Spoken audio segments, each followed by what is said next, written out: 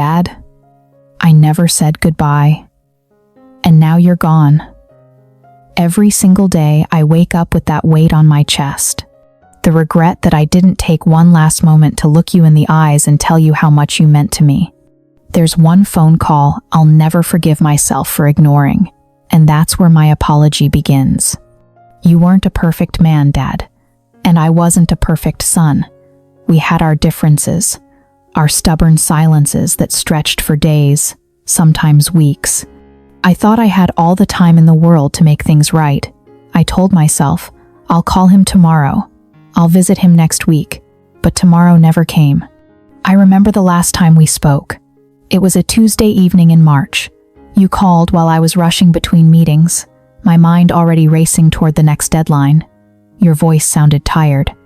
More tired than usual, but I was too distracted to really listen. You asked me to come by, just for a quick dinner. Your mom's making that roast you used to love, you said, and I could hear the hope in your voice. I told you I was too busy, too many deadlines, too many distractions. Maybe this weekend, Dad, I said, already halfway out the door. I didn't realize those words, I'm too busy, would echo in my head forever, becoming the soundtrack to my deepest regret. You paused for a moment before saying, okay, son, I understand. But looking back, I wonder if you really did understand, or if you were just being the patient father you'd always been, making space for my excuses the way you'd made space for everything else in my life. That was Thursday, the 15th of March.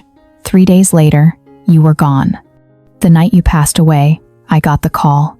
I'll never forget the sound of my phone buzzing against the wooden surface of my desk. The room was dark except for the blue glow of my laptop screen, where I was working on another urgent project that now seems impossibly trivial. I looked at your name on the screen, and I let it ring. I was in the middle of an email, fingers poised over the keyboard, and I made a choice that will haunt me for the rest of my life. I thought, I'll call him back in 5 minutes. I'll call him back after I finish this paragraph. But I never did. 20 minutes later, my phone rang again. This time it was Mom. Your father's in the hospital, she said, her voice breaking in a way I'd never heard before. You need to come now. I dropped everything and drove through the night, my hands gripping the steering wheel so tight. I kept telling myself it would be okay, that I'd get there in time, that we'd have our conversation after all. I practiced what I'd say to you, how I'd apologize for being too busy, how I'd promise to be better. But when I arrived, you were already gone. The machines were silent. Your hand was still warm when I held it, but you weren't there anymore. You'd slipped away while I was finishing that email, while I was too busy to answer your call. That was the last time I ever saw your name light up on my phone. And now, every time I stare at that silent screen, I'm reminded of the goodbye I never gave you. That moment broke something inside me that I'm still trying to piece back together. And that's why I'm here today, to say the words I never said when you were alive. In the weeks that followed, I learned things about you that I wish I'd asked about while you were alive. I found out from Uncle Jim that you'd been having chest pains for months but didn't want to worry anyone. Mom told me you'd been asking about me constantly, wondering why my calls had become so infrequent. I discovered a notebook in your desk drawer, filled with newspaper clippings about my work, printed emails I'd sent you years ago, and little notes you'd written to yourself. Call David about his promotion. Remember to ask about Sarah's new job. Send article about fishing. Might like. You'd been keeping track of my life even when I wasn't keeping track of yours. The funeral was a blur of faces and condolences, but what struck me most was hearing story after story from people whose lives you'd touched. Your old coworker talked about how you'd visited him every week during his cancer treatment. The neighbor mentioned how you'd quietly shoveled her driveway all winter without ever asking for thanks. Your best friend shared how you'd helped him through his divorce, listening for hours without judgment. I realized then that while I'd been too busy for you, you'd never been too busy for anyone else. You'd lived with a generosity of spirit that I'd somehow inherited in theory but failed to practice with you, the one person who deserved it most. Dad, I'm sorry. I'm sorry I didn't appreciate your sacrifices when I was younger. You worked 2 jobs so I could go to college, came home exhausted but still asked about my day, showed up to every game and recital even when your back was killing you from the construction site.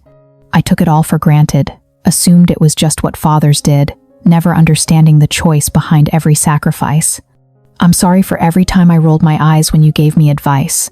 You'd share some hard-earned wisdom, and I'd dismiss it as outdated, irrelevant to my modern world. But now I find myself remembering your words in the strangest moments. In business meetings when you'd warned me about trusting the wrong people, in relationships when you'd taught me the importance of showing up consistently, in parenting my own children when I hear your voice coming through mine. I'm sorry for thinking there would always be more time. Time to have those deeper conversations we kept postponing.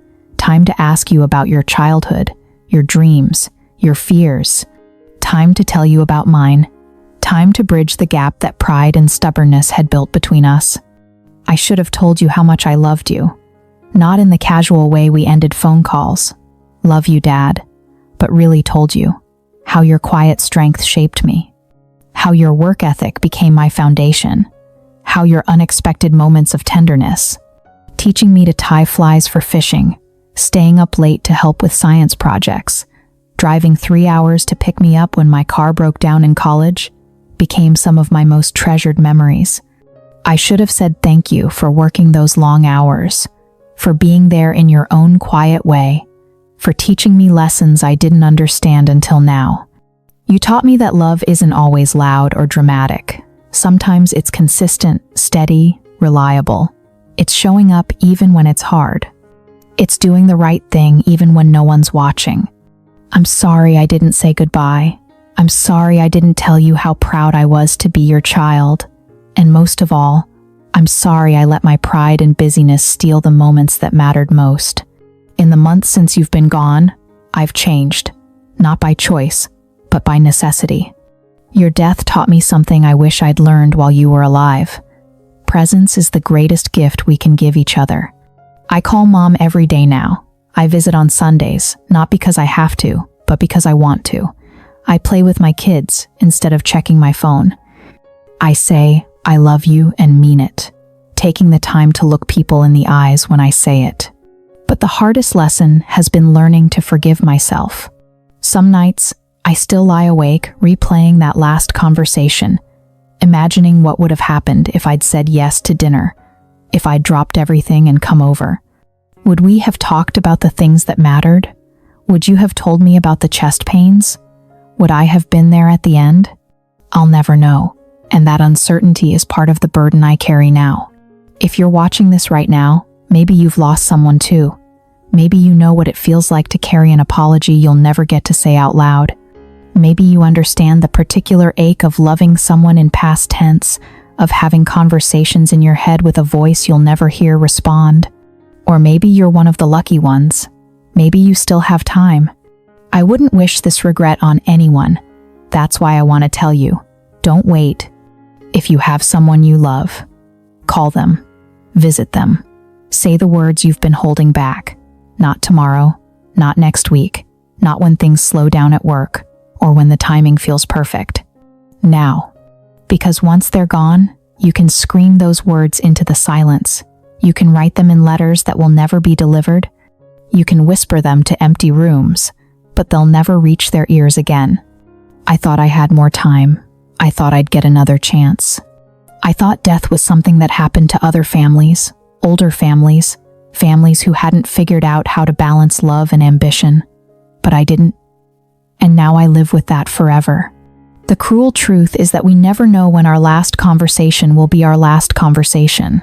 We never know when the ordinary Tuesday will be the Tuesday that changes everything. We live as if we're immortal, as if the people we love are immortal, until suddenly they're not. Dad, wherever you are, I hope you can hear me. I hope you know that I love you. Not just the automatic love of habit, but the conscious love of recognition. I see now all the ways you shaped me, all the quiet heroism in your everyday choices. I hope you know I carry your lessons in everything I do. When I'm patient with my children, that's you. When I work hard without complaint, that's you. When I help someone without expecting anything in return, that's you. You live on in the 1,000 small ways I try to be the man you taught me to be. Your death taught me that goodbye isn't always a word you say at the end of a conversation. Sometimes goodbye is how you live every day. With intention, with presence, with the knowledge that this moment might be the last one you get. Now I try to say goodbye to the people I love every day, not because I expect them to die, but because I want them to know they matter. I hug my kids a little longer. I tell my wife I love her before I leave for work. I call my friends just to check in. I've learned that goodbye doesn't have to be morbid. It can be the most life-affirming word we know. And if somehow, some way, you can hear me now, I just want to say goodbye. Goodbye, Dad. Thank you for everything you gave me. Thank you for loving me even when I was too busy to notice. Thank you for being patient when I was learning. For being proud when I succeeded. For being steady when everything else felt uncertain. I'm sorry I never said it when I had the chance, but I'm saying it now, with all my heart, with all the love I should have expressed when it could have reached you. And to everyone listening, don't let your apology come too late. Don't let your goodbye remain unsaid.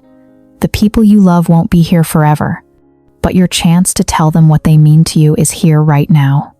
That chance is everything. Don't waste it like I did.